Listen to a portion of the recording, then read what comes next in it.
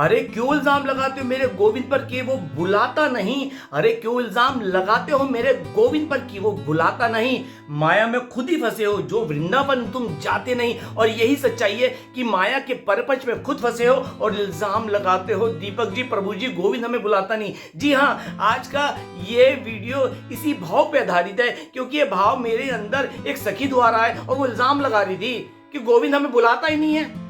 गोविंद हमें बुलाता नहीं है। मैं ये कहा, ऐसा क्यों बोल रहे हो? वो तो बुलाता है, तुम माया में ऐसे फंसे कि तुम जाते नहीं हो। तो मित्रों, ये वीडियो भी बहुत इंटरेस्टिंग होने वाला है। मैं अपनी वाणी द्वारा जो भी शब्द निकलेंगे आप सबके समक्ष रखूंगा, गुरु गोविंद की कृपा से, संतों के आशीर्वाद से।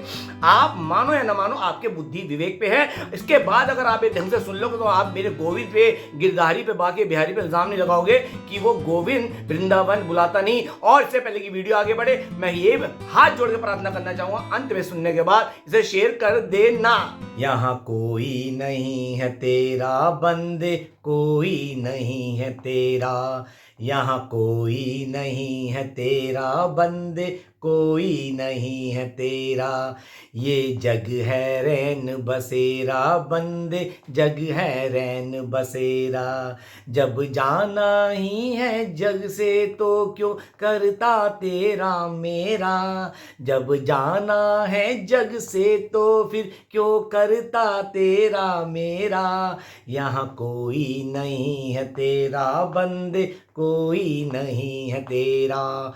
यहाँ कोई नहीं है तेरा बंदे, कोई नहीं है तेरा। हरि बोल, हरि बोल, हरि बोल। मित्रों, आप सबका मित्र का दोस्त मस्त दीपक, बिंदास दीपक, श्री हरि का दास दीपक एक बार फिर हाजिर अपने इस YouTube आध्यात्मिक चैनल श्री हरि का दास दीपक पर। और आज बात होगी जो मेरे गोविंद पे इल्जाम लगाते हैं कि गोविंद हमें बुलाता नहीं, उन्हीं की आज मैं आंखों से, बुद्धि से पर्दा हटाने आया हूं। किससे पहले की वीडियो आगे बढ़े, जो अभी भक्ति मार्ग में दास को पहली बार सुन रहा है, अभी से दास के चैनल को रेड वाला सब्सक्राइब करके बेल आइकॉन टिंग टोंग दबा दीजिए, ताकि भक्ति मार्ग में चकाचक मेरे साथ अपडेट रहे। तो भाई ये बात करते हैं, सीधा कान उन लोगों को खींचता हूं जो बोलते हैं मेरा गोविंद बुलाता नहीं। अब एक बात बताओ, गोविंद ने कब बोला मेरे वृंदावन धाम आने के लिए न्योता चाहिए? और वृंदावन धाम जाने के लिए क्या चाहिए? पैसा। अब जिन्होंने, मेरी सखी ने इल्जाम लगाया, मैंने उनसे कल रात को बोला, वृंदावन धाम जाने के लिए, ब्रज धाम जाने के लिए क्या चाहिए? पैसा। जब पैसा है तो बुलावा तुम्हारे द्वार खड़ा है। ये बात उनकी जो के पास पैसा है, और जिनके पास पैसा नहीं है, जो दीवाने हैं, वो किसी भी तरह, चाहे पैदल चल के, चाहे ट्रेन के जनरल डब्बे की टिकट लेके, खड़े होकर जीने पर ब्रज धाम पहुंचते हैं। मैंने तो वहां पैदल आते देखे हैं, साइकिलों पे आते देखे हैं, और आसपास के लोग तो वहां घोड़ा गाड़ी, जो बैलगाड़ी होती है, उस पे भी आते हैं। अरे जब दीवान की सर चढ़कर बोलती है ना गोविंद की, तो मोहब्बत खींच लाती है ब्रज में गोविंद की। ये याद रखना, जो दीवाने मस्ताने होते हैं, गोविंद की मस्ती में खींचे आते हैं। वो ये नहीं देखते कि ब्रज में जाने के बाद हमारे इस परिवार का क्या होगा। जी हाँ, मैंने क्या बोला, हमारे। जब तक आप अपने संसारिक परिवार को अपना मान के बैठे होगे, आप हमेशा भक्ति मार्ग में प्रभु के ऊपर उंगली उठाते रहोगे, उन पे ताने कसते रहोगे, गोविंद हमें बुलाता नहीं। देखिए, बात मैं बहुत स्पष्ट बोलने वाला हूं। आपने संसार को माना है, अरे मैं वृंदावन जाऊंगी तो मेरे बच्चों को क्या होगा, खाना कौन बनाएगा, पति का सुबह लंच बॉक्स तय करेगा। पति क्या कहता है, मेरा बुलावा आ रहा है, अरे मैं गया 3-4 दिन का काम धंधा छोड़ के गया तो व्यापार में कौन देखेगा पीछे, नौकर कुछ माल बाल ना खा जाए। अरे भाई, भाई बैठा किसी को बिठा दो। नहीं, प्रीत संसारिक माया से लगी हुई है, चाहे वो स्त्री हो चाहे वो पुरुष हो। माया से खुद बंधे हुए हो, और मायापति पे इल्जाम लगा रहे हो बुलाता नहीं। भाई कब ब्रज में बोला गया है कि दरवाजे बंद हैं? गोविंद कहता है मैंने तो खोल रखे हैं, तुम आते नहीं हो। एक बात कान खोल के ध्यान से समझ लो, ये संसारिक रिश्तों को जब तक तुम अपना माने रखोगे, भले ही आप घर में लड्डू गोपाल जी की सेवा करो, भले ही आप गोविंद गिरधारी की करो, सुबह 4 बजे उठो, पूजा पाठ करो, नित्य जो आपके नियम है पालन करो, और अगर आप वृंदावन जाने के लिए बोलते कि बुलावा आता नहीं, ये आपका बहुत बड़ी ना समझिए मूर्खता है, जिसकी प्रभु ने आपको अपने घर में, आप ही के घर में है तो गोविंद का, लेकिन आपका माना है ना आपने, तो उस घर में सेवा दे रखी है, फिर भी आप कहते हो गोविंद बुलाता नहीं। जिसने सुबह सेवा में लगा दिया, क्या वो बुलाता नहीं? उसने बुला रखा है, लेकिन आप क्या कहते हो, मैं यहीं पे ठीक हूं। अरे यही वृंदावन है। हाँ है, घर भी वृंदावन है, जहां गोविंद विराजमान है वो भी वृंदावन है। ये तो संत भी कहते हैं, जहां हरि में रम जाओ, जहां बैठे बैठे मन हरि में रम गया वो वृंदावन है। फिर ये इल्जाम मत लगाओ ना गोविंद वृंदावन नहीं बुलाता। आपने घर की सेवा में ही अपने आप को रमा रखा है। अरे हक से बोले करो। अब मैं पॉइंट पे आ रहा हूं, ध्यान दीजिए, हक जताओ उस पे। गोविंद परिवार तुम्हारा, बीवी बच्चे तुम्हारे, पति तुम्हारा संभालो और छोड़ के चले जाओ वृंदावन। अरे गोविंद सब संभालेगा, तुम्हें छोड़ के जाने की आदत पड़ जाएगी। ये कोई कह रहे हैं कि छोड़ के हमेशा के लिए चले गए। अरे जाओ उसकी ब्रज भूमि में जाओ, जिद करो मुझे गोविंद तू चाहिए, मुझे तेरा वृंदावन धाम देखना है। हे लाडो मुझ पे कृपा करो, गोविंद गिरधारी को बोलो मेरे को वृंदावन लेके जाए। अरे कदम बढ़ाओ तो सही, ब्रज की ओर निकलो तो सही, ना तुम्हारा हाथ पकड़ के ले जाए तो कहना। वो भाव देखता है कि मेरे प्रति सिर्फ भाव से समर्पित हो रहा है या कर्म भी मेरे लिए कर रहा है कि बढ़ रहा है, निकल रहा है। ऐसे एक बहुत बड़ी भक्त का उदाहरण देता हूं, मेरी नजर में बहुत बड़ी भक्त है। 2019 की बात है, मैं वृंदावन में था। ये बात है सर्दियों की, वो भी अच्छे से याद है मुझे, 20 नवंबर की।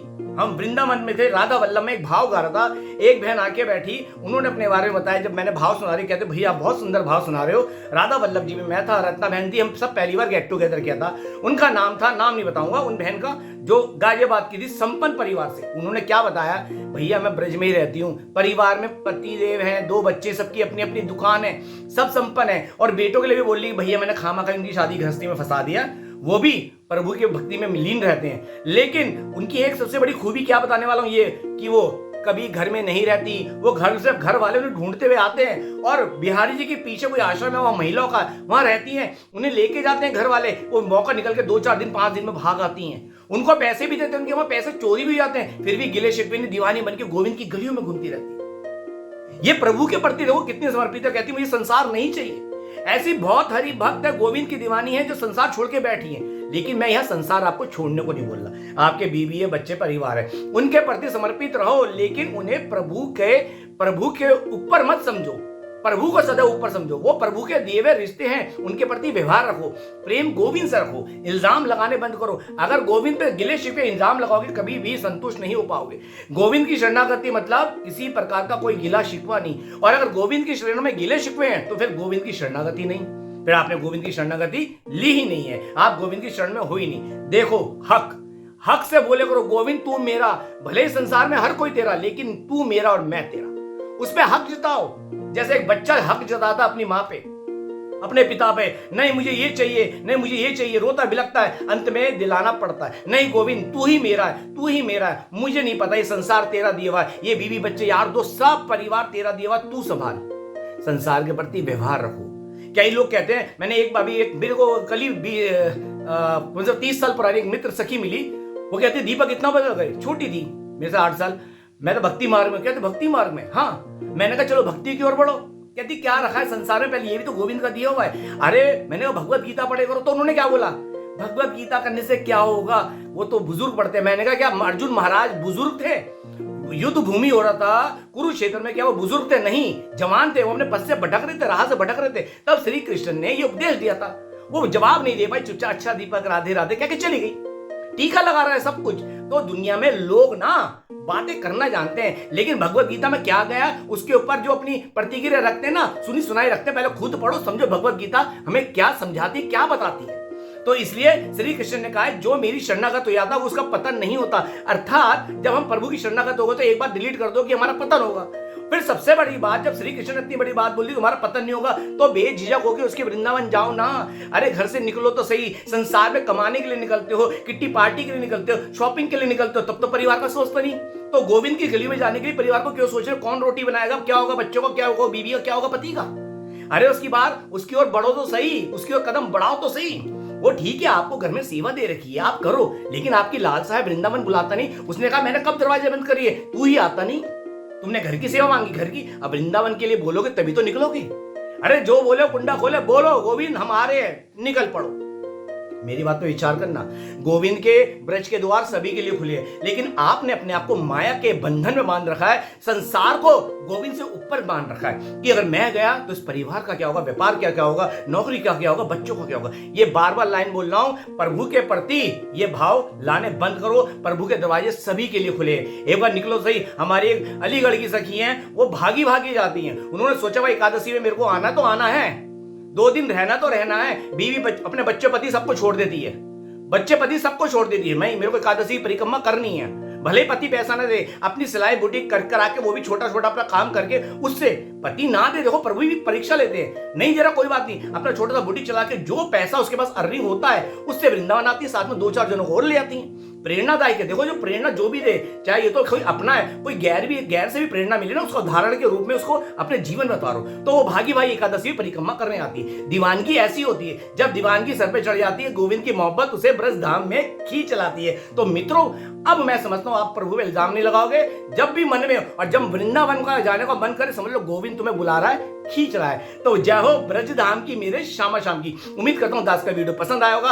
आए तो प्लीज शेयर कीजिएगा, और ताकि लोगों के दिमाग से सोच से ये पर्दा हटे कि गोविंद वृंदावन बुलाता नहीं। तो मिलते हैं अगले भाव के साथ अगले वीडियो में। तब तक के लिए जय जय श्री राधे, जय जय श्री राधे। राधे राधे ब्रज वास करा दे। राधे श्याम सीताराम। शेयर करना मत भूलना।